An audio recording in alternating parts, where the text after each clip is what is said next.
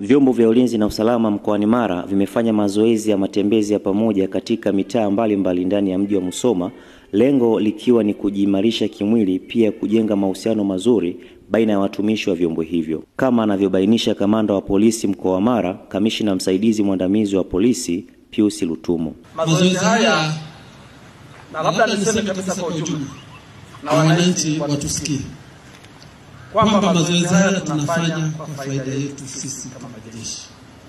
Lakini kwa nafasi hii ya mazoezi na kuunganisha sisi kuwa wamoja kwenye tasnia hii ya majeshi, lakini kama wakuu wetu, wakuu wa vyombo wako pamoja katika ngazi ya kitaifa, iweje sisi tusiwe wamoja? Na mazoezi haya ni sehemu tu ya kuwaonyesha kwamba majeshi yote inapofikia kwenye kuungana na kufanya jambo la pamoja, kuungana kwa kadri mnavyoona. Sasa aidha, kamanda Lutumo amebainisha kuwa hali ya usalama mkoa wa Mara ni shwari na amewahakikishia amani na utulivu kuelekea siku ya uchaguzi mkuu tarehe 29 Oktoba 2025. Nichukue nafasi hii pia kuambia wananchi wa mkoa wa Mara kwamba mkoa wa Mara uko shwari, kwa maana kwamba kuna amani ya kutosha, kuna utulivu wa kutosha, kuna usalama wa kutosha.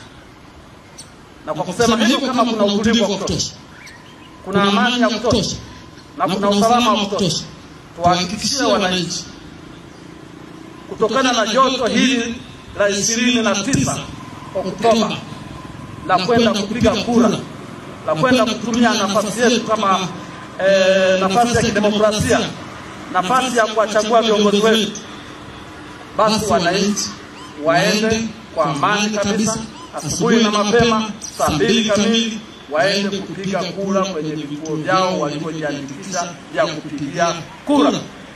Maeneo yale mliojiandikisha wananchi, ndio hayo mtayatumia kupiga kura asubuhi na mapema mpaka jioni.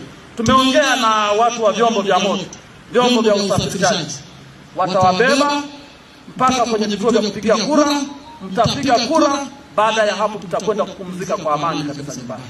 Kwa hiyo mkachague viongozi wenu, na sina shaka kabisa kwa serikali ambayo iko madarakani mpaka sasa, sina shaka kabisa kwa amani hii ambayo imeweza kudumisha, sina shaka kabisa wananchi mtatumia fursa hii kuendeleza amani hii iliyopo, kuendeleza ulinzi uliopo, kuendeleza utulivu uliopo.